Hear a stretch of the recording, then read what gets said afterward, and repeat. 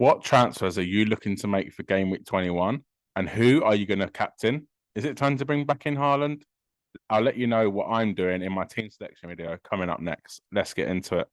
Yo, listen up, Rue is stepping up the game. Where fantasy Premier League runs in his veins. From transfers to captains, he's always on top, guiding you through every game week non-stop. They say Rue got that Salah flow. Welcome to the channel, enjoy the show. Wild cards, free hits with so much vibe. If you're hunting for success, then make sure you subscribe. G'day, mate. Welcome back to the channel. I'm FPL Root and welcome back to another FPL video. So this is the team selection video for game week 21. First of all, though, before we jump into that, please make sure you do smash a like on this video. It does help me out a lot. And subscribe to the channel if you are new. 2 to 3 FPL videos every single week, helping you climb the ranks and win your mini leagues. First of all, though, before we get onto this video, we'll have a look back at my game week 20 score. So a pretty good score, however, a terrible game week. I did play my wild card. So not ideal having a red arrow when I've just played my wild card. Really, I wanted a green arrow. I wanted a big score. I wanted the right captain pick. I didn't really get all of that. The score wasn't too bad, but I'll let you know later on in the video. But really, the transfers and the moves I made on my wild card were not good. I kind of went too early on and removing a few of the AFCON and Asia Cup players. We'll start off with David Raya, conceded 2 against Fulham. Did decide to go for an expensive goalkeeper. Really, I should have gone for Areola and Turner. I would have played Areola this week. Areola got 11 points and sitting on my bench. So not great there. Defense doesn't really get much better. Trent with 0 points, yellow card, 2 goals conceded against Newcastle away. Unlucky not to get a goal, but yeah, can't really argue with Trent. He's been doing really well for me as I've had him before for the wild card. But yeah, disappointed in that game for him not to get an attack in return. Pedro Porro with 2 points. Spurs did concede towards the end of the game. He could have probably had an assist, maybe even a goal in that game. So disappointing from him, but I'm excited to own him for probably the rest of the season now or until Spurs have a few blanks. Alex Moreno, a little bit of a punty option as he's only 1.3% owned. I just thought, wow, there are a few injuries on that left side for Aston Villa. I thought I could kind of get away with going for Moreno, who normally is attacking. He's got 1 goal in 2 starts this season, so pretty good return. But obviously, Villa actually conceded 2 goals to Burnley at home. I wasn't really expecting that. I was expecting minimum a clean sheet from Moreno, so disappointing there. And then the bench 2 0-pointers. Bournemouth went for, I don't even know how to say his name, but Senesi, 3 goals conceded, a yellow card, suspended for the next game. Thank you very much. 0 points. Gusto, yeah, probably, yeah, exactly the same as Senesi. 0 points, yellow card, 2 goals conceded. Yeah, not great against Luton away. I did expect Chelsea to get a result in that one, but he was on my bench anyway, so not a big deal. Garnacho ended up on the bench, got an assist against Nottingham Forest away. 4.7 million. I could have potentially started him over Solanke, but in the end, it was only 2 points difference. So, yeah, not a big deal. Midfield, done the business, to be honest. Saka, 7 points. A goal scored. Shame to not pick up any bonus, but he did get his goal, so happy with that. Cole Palmer, wicked. 2 goals scored, assists, 3 bonus, 18 points. Happy days. I know a friend of mine on Twitter actually wildcarded as well and benched Cole Palmer. So at least I didn't do that. But yeah, I made another mistake instead, which I'll cover later on in this video in this section. Phil Foden again, another move. I had Palmer before, so it's not a big deal. But I didn't have Foden on the wild card. 2 assists, 3 bonus, clean sheet, 12 points. Thank you very much. Bowen disappointed, 0-0 in that game. West Ham, Brighton. Yeah, 3 points from Bowen, obviously 2 points for performance and a clean sheet. Ollie Watkins with the 2 assists.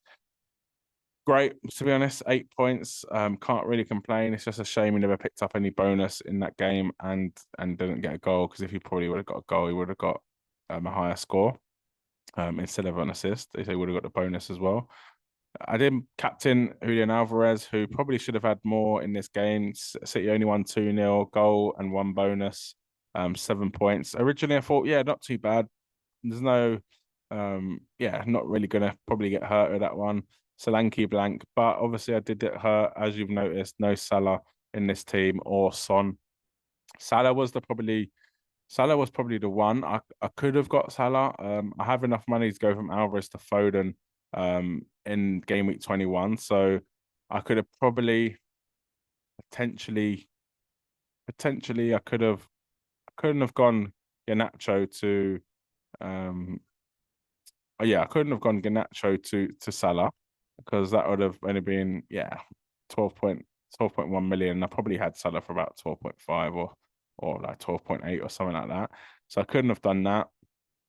Other one was Foden. Foden got 12 points, but Bowen, I could have gone Bowen to Salah, so that was a mistake, really. Obviously, if I would have had Salah, I would have captained Salah, so that's another 16 points. But we move on. At least I don't have to deal with Salah or Son or any AFCON players now. I can just kind of have a transfer to bring in Haaland, hopefully. But we'll discuss that later on in the video. Let's go on to the Game Week 21 team selection. So we'll start this team selection with the goalkeeper. So it is tough this week because Areola does have a good fixture. Sheffield United away. He's just kept 3 clean sheets in a row. Arsenal not looking good in terms of form. They've lost the last 2 games. It is a tough decision, but I've just gone for the home fixture and for the kind of historically better defense. So I've gone for David Raya. Palace at home. Palace have not been doing too bad, but no Elise at the moment. He's just been injured again. So for me, I have just gone for Raya and hoping I guess Arsenal can keep a clean sheet. If not, I hope they lose. But hopefully they can keep a clean sheet. But I do think Areola is a good pick for this week with Sheffield United away. Defense, a lot of good options to be honest in defense. Obviously, Senesi is suspended for Liverpool at home. Wouldn't have played him anyway. But I do have Marino on the bench with Everton away, so he potentially could come in. But Gusto, Fulham at home, I think it's a good fixture. I actually do think Fulham are a decent team, and I do fancy some of their players for the upcoming 4 fixtures. But I think I've got to play Gusto for how attacking he is, and Chelsea can actually get a clean sheet in this season. They've not been too bad, and I think Gusto's attacking returns. I think I have to play him. Trent, Bournemouth away. Yeah, Trent against anyone, to be honest. I'm playing Trent. His attacking threat. His Liverpool's pretty good defensively as well. So it's not just attacking threat with Trent, but yeah, for this game, he's definitely starting over Moreno. Pedro Porro, on the other hand, it is a close one. Man United away and Everton away, but Porro is probably more attacking than Moreno. Spurs are probably a more attacking team than Villa. And yeah, for me, I think I just can see goals in that game. So for me, I'm going to probably play Pedro Porro, especially after his goal against Burnley at home in the FA Cup. Absolute stunner. So he's just got a goal. Can he replicate that in the Premier League? Who knows? Yeah. Let me know what you think of this defense anyway in the comment section below, and we'll move on to the midfield. So the midfield, this is how it looks currently. Who knows? It could change for the deadline, but I'll talk about my transfers later on in this video. Saka, Palace at home. To be honest, Arsenal haven't been in great form recently, but Saka got a goal last time out, and I think it is a good fixture for him. Palace, few injuries, a few players off to AFCON, a few players, maybe one player off to Asia Cup. I can't see Palace getting a result in this game, to be honest. And I think Saka, on his day, can get a good score of a goal and assist at home. And I think this is one of the games that I do expect Saka to actually deliver. So he's been doing well all season, to be honest, just slowly ticking away. Not been doing great, but just been slowly ticking away and being consistent. So yeah, I'm hopeful Saka can get a good score in this game. Palmer, Fulham at home, as I said with Gusto. This is a London derby, a West London derby. Probably Fulham's biggest rivals, I'd say. Probably not Chelsea's. I think they hate Spurs a little bit more than they hate Fulham, but it still is a West London derby, and I think Palmer's going to want to deliver in this game. They're at home. They're on, I guess, a bit of form. They've won 2 in a row, I think it is now, and yeah, Palmer's on fire, to be honest. 1 penalties as well. And I think, coming off the back of 2 goals, 1 assist, I think is a good fixture to play Palmer in. And like I said, Chelsea on the back of two wins, Palace at home, Luton away. you could potentially count that as two London derbies. Luton's not that far out of London, but another London derby to play against Fulham at home. And yeah, I fancy Palmer to do the business in this one. Phil Foden, Newcastle away. I wouldn't normally, I guess, maybe earlier in the season, I wouldn't class this as a good fixture for Foden, but I think this time round, with how many injuries Newcastle have got, with how poor they've actually been the last few game weeks, I actually can't remember the last time they actually won a game. So for me, I do really like this fixture for Foden. With Haaland potentially being back as well, that does give him another threat to maybe get a few more assists in there. Yeah, makes City a bit more of a stronger attacking team. And like I said, with Newcastle only winning once in the last 6 game weeks, for me, I can see City going there and getting a few goals, and hopefully Foden is amongst that.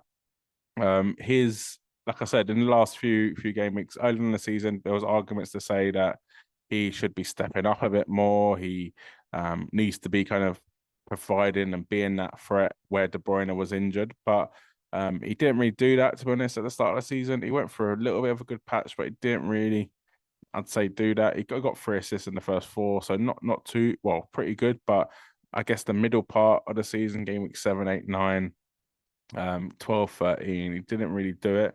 But he still got 5 goals, 6 assists, 2 assists, 1 gun goal, and well, 3 assists, 1 goal in the last 3 games.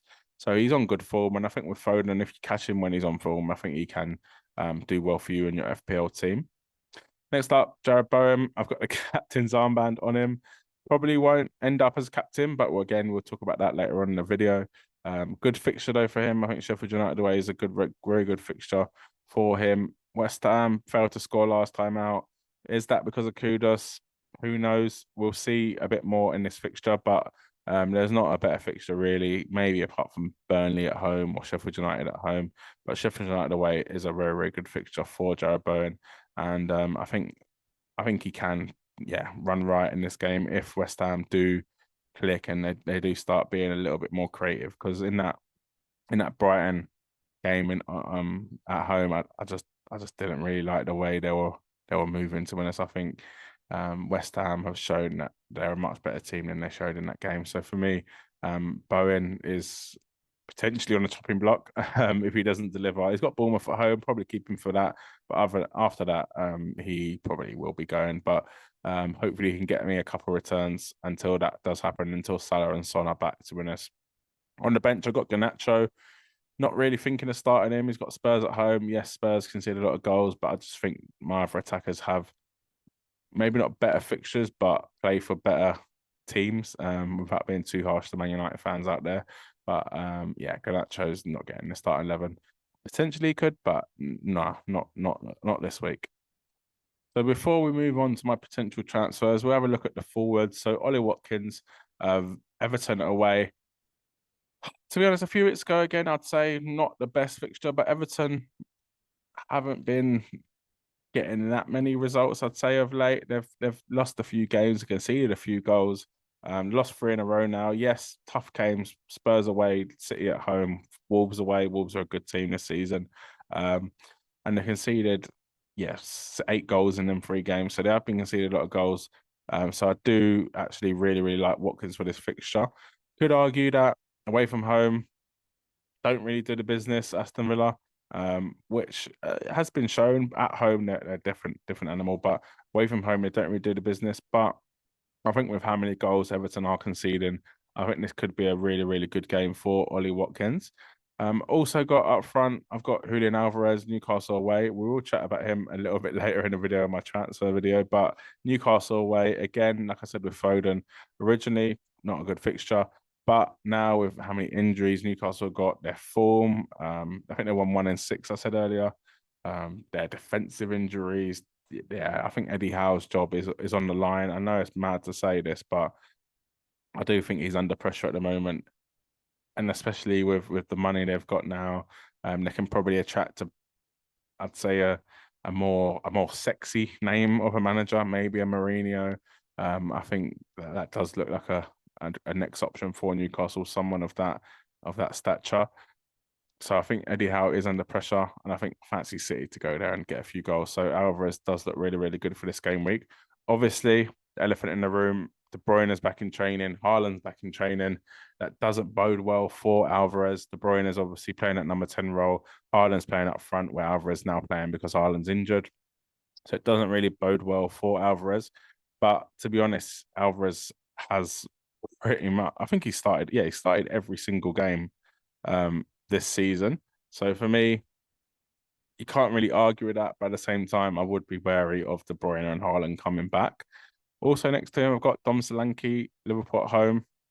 Not ideal fixture. Liverpool are pretty good defensively, but who else? I don't really want to play against Nacho against Spurs at home. I think Solanke's a bigger goal threat. He's on pens. He can just grab a lucky pen or yeah, I fancy Solanke much more than Garnacho. It's really, I don't really love playing Solanke, but I think Solanke can score against anyone. He got a goal against Man United away, 2 goals against Newcastle, which back then was actually a decent team. Brentford away, he got a goal. Liverpool away, he got an assist. So he can get returns in these tougher games. And yeah, for me, I'd much rather him play than Garnacho. We'll move on to my transfer now, my potential transfer. No shock who it's going to be, but yeah, let's get on to it. So I do have a lot of money in the bank. I've got 7.4 million. So there is a reason I've got 7.4 million. It's so I can afford to do Alvarez to Haaland if Haaland is back for game week 21. So at the moment, Pep kind of said he's back in training. He probably won't make the FA Cup game. I can't remember who they got, but the FA Cup game, potentially he could be back for Newcastle, he said. So for me, I think that's enough to actually, yeah, go Alvarez to Haaland. I'll probably wait until the FA Cup game just to see, though, just to see if he maybe gets on the bench or yeah, maybe comes on last 5 minutes, 10 minutes, maybe even starts. But I would just wait and see for the FA Cup game. This potentially is going out after that game. So if you already know if Haaland actually gets minutes in that game, I think definitely bring back Haaland if you can. Maybe not for a -4, but I think it's doable if you can bring him in for not a -4. Pep kind of said he's feeling a little better. He's done 2 to 3 sessions, which is good. He's probably not going to be fit enough for Sunday or Newcastle, he actually said. So potentially not Sunday, but I think it's just wait and see. Otherwise, he would have said he's not available for Sunday and he's not available and he might be available for Newcastle, but he put Newcastle and Sunday in the same breath. So I would wait and see if he is involved in some sort of capacity on Sunday. But it does look like he'll definitely be fit for game week 22 onwards. So it is a wait and see with Erling Haaland. If he does get some sort of minutes or Pep comes out and says he almost made it for the FA Cup game, and I do fancy him to start against Newcastle. If not, I probably have to put off the transfer, keep Alvarez as he will be starting up front instead of Haaland. Maybe go into game week 22 with 2 transfers. I can bring in Haaland. I can bring in another defender or another forward. I've got options. So for me, it's either Alvarez to Haaland or roll this game week. If, like I said, if Haaland's come back in, he's being my captain. Definitely. If not, I'll probably go for Jared Bowen. I don't love it, but especially not being on penalties. But I just think he's got the best fixture, and he's probably a player that I think will do well this game week. Palmer is another option. Fulham at home. Even Alvarez again. If I do end up keeping him. But for me, I'll probably end up going for Jared Bowen with Sheffield United away. If you have liked this video, please make sure you do smash a like. It does help me out. Subscribe to the channel, hit the notification bell, and good luck for the game week.